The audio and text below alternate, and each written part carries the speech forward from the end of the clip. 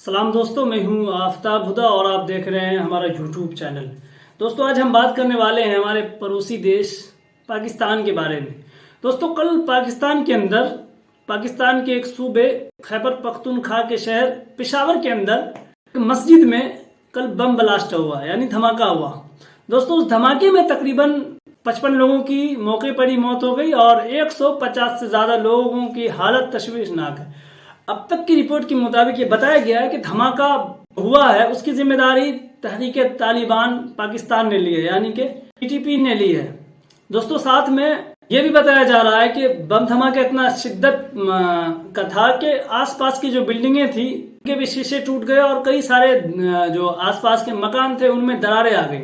और दोस्तों, जिस जगह पर यह धमाका हुआ था उस जगह के मस्जिद के अंदर जो धमाका हुआ उस मस्जिद के अंदर की उस हिस्से को मुकम्मल तौर से जमीन बोस कर दिया गया। इतनी तेज धमाका था और इतना फास्ट वहां बम ब्लास्ट हुआ।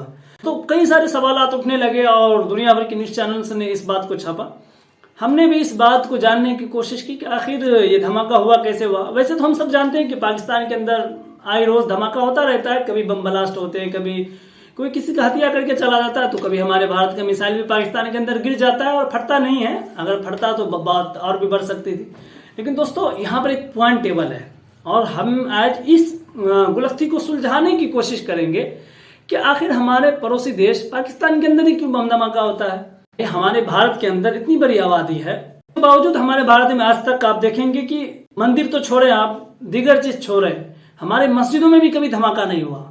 और दोस्तों, अगर कभी आजादी के बाद ये धमाका हुआ भी है तो वो आप देखेंगे कि किसी न किसी टूट के तहत हुआ, वो भी बहुत पहले हुआ। लेकिन हमारे भारत के अंदर फिर भी इतनी शांति है जिसका मैं आपको बता नहीं सकता। और बहैसियत एक भारतीय मुझे इस बात पर गर्व है कि हमारे भारत में शांति है और इस शांति को बनाए रखने में हमारे इदारों का, यानी जो हमारी स्टेब्लिशमेंट है, हमारी फौज है, हमारी आर्मी है, हमारी पुलिस है और हमारे कमांडोज है, उनका बहुत अहम किरदार है। दोस्तों, इसी बात को हम जानने की कोशिश की और हमने कोशिश की कि हम आज पता लगाएंगे कि आखिर ये पूरा मुद्दा क्या है।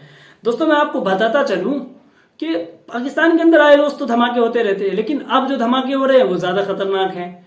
और अब जो धमाके हो रहे हैं वो मस्जिदों के अंदर हो रहे हैं। पहले मार्केटों में होते थे, मस्जिद में पहले भी धमाके हो रहे थे, लेकिन अब उन मस्जिदों में हो रही है। दो बहुत अहम है। दोस्तों, जिस जगह पे धमाका हुआ पेशावर के अंदर, कहा यह जाता है कि वो हाई अलर्ट सिक्योरिटी जोन के अंदर वो मस्जिद थी और जो 155 लोग घायल हैं, जो 50 से अधिक लोग जो मौके पर ही उनकी मौत हो गई बम लगने से।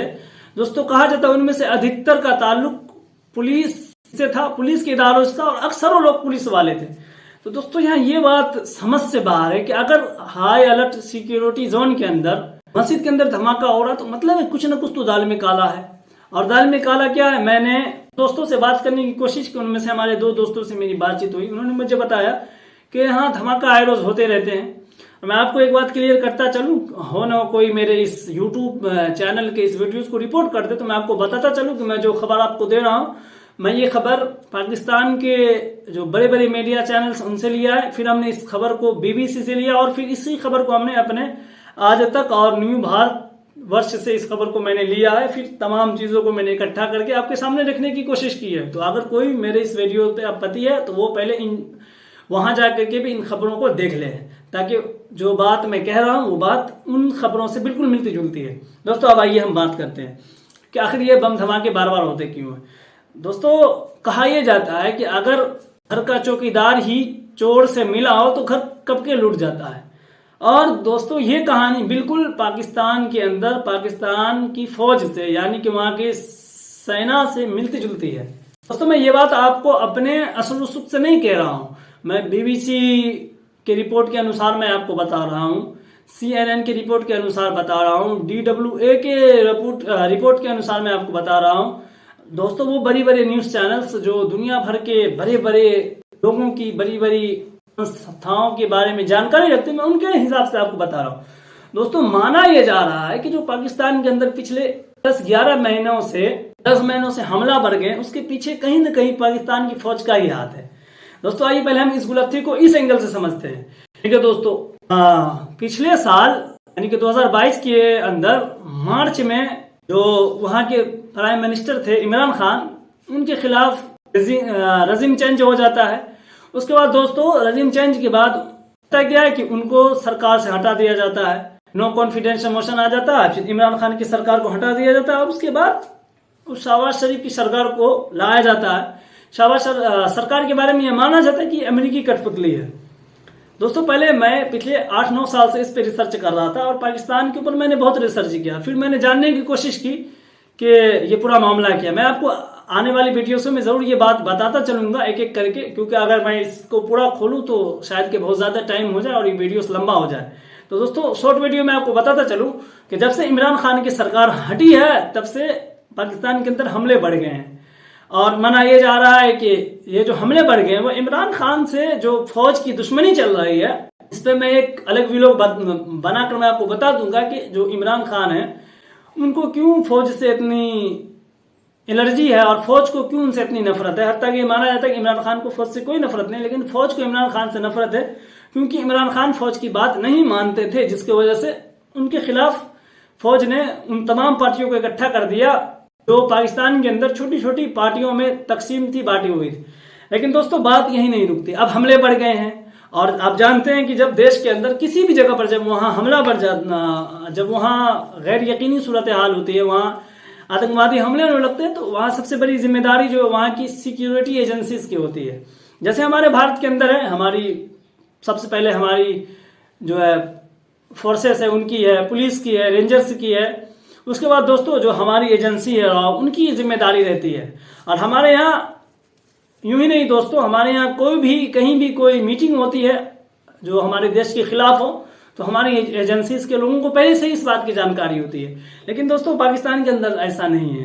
पाकिस्तान के अंदर हमला जो होता है वो एजेंसीज के थ्रू ही होता है और जो पाकिस्तान की एजेंसी ISI है और जो पाकिस्तान की फौज है, माना यह जाता है और वहां के कई सारे जो सहाफी है, जर्नलिस्ट है, वो ये बताते रहते हैं कि पाकिस्तान के अंदर जो हमले होते हैं वो फौज ही करवाती है और फौज के ही लोग रहते हैं। मैंने इसके ऊपर मैंने अपने फेसबुक के माध्यम से कई सारे आर्टिकल भी लिखे हैं।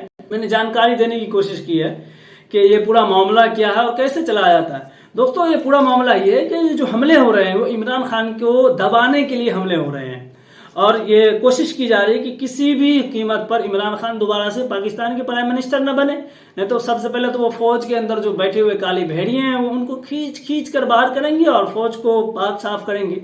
लेकिन दोस्तों इन चीजों को और इन चीजों से तवज्जो हटाने के लिए, इमरान खान को दरकिनार करने के लिए पाकिस्तान के अंदर पाकिस्तान की फौज अपने ही मासूम लोगों को मार रही है। कभी पुलिस वालों को मार रही है, कभी अपने आर्मी के कई जवानों को बलूचिस्तान के अंदर मरवा देती है और फिर आम लोगों की तो खैर वहां कोई कीमत नहीं है, वो उन्हें वो भेड़ बकरियां समझकर ही मार देते हैं। तो दोस्तों ये थी वो पूरी बातें जो मैं आपको बताया, क्योंकि मैं इसके डिटेल्स में नहीं जाना चाहता, क्योंकि मैं इसके डिटेल्स में जाऊंगा तो ये खबर बहुत बड़ी हो जाएगी और मैं आपको आने वाली 1-2 वीडियोस के अंदर मैं आपको जरूर बता दूंगा कि पूरा मामला क्या और क्यों फिर से पाकिस्तान के अंदर हमले बढ़ गए हैं। फिलहाल तो मैं खुदा से यही दुआ करूंगा कि जो लोग शहीद हुए हैं और जो लोग मारे गए हैं, अल्लाह उनकी मगफिरत करे और उनके घर वालों को सब्र जमील दे और उन्हें सब्र जमील के साथ साथ और उनकी फौज को समझ सलाहियत दे कि अपने लोगों को मारने से कुछ भी आपका फायदा नहीं होता, बल्कि उल्टा ही आपको दुनिया भर में आपकी बदनामी होती है और रुसवाई होती है।